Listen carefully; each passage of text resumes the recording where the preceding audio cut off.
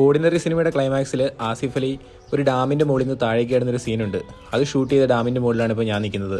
അത് ഗവിയിലല്ല, പൊന്മുടി ഡാമിലാണ്. മൂന്നാറിലോട്ടൊക്കെ ഒരു യാത്ര വരുന്നവർക്ക് കാണാൻ കൊള്ളാവുന്ന സ്പോട്ടുകളുടെ ലിസ്റ്റിൽ ഉൾപ്പെടുത്താൻ പറ്റിയ ഒരു അടിപൊളി സ്ഥലമാണ് ഈ പൊന്മുടി ഡാമും അതുമായിട്ട് ബന്ധപ്പെട്ട് കിടക്കുന്ന കുറേ അധികം കാഴ്ചകളും.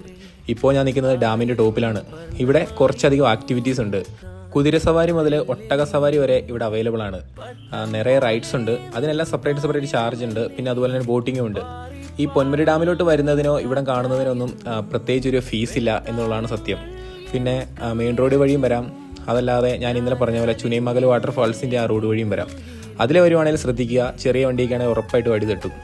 ഇത് രാജാക്കാട് റൂട്ടിലാണ് ഈ ഏരിയ ഉള്ളത്. ഇനി നിങ്ങൾ മൂന്നാറിലോട്ട് വരുമ്പോൾ നിങ്ങളുടെ ലിസ്റ്റിൽ ഉൾപ്പെടുത്താൻ പറ്റിയ ഒരു അടിപൊളി സ്പോട്ട് തന്നെയാണ് പൊന്മുടി ഡാം. ശരിക്കും ഇത് വർത്താണ്. ഇതുമായിട്ട് ബന്ധപ്പെട്ട് ഇതിന് ചുറ്റും കിടക്കുന്ന കുറച്ചധികം സ്പോട്ടുകൾ കൂടിയുണ്ട്. അത് ഞാൻ വരുന്ന വീഡിയോയിലൂടെ നിങ്ങളെ പരിചയപ്പെടുത്തി തരാം.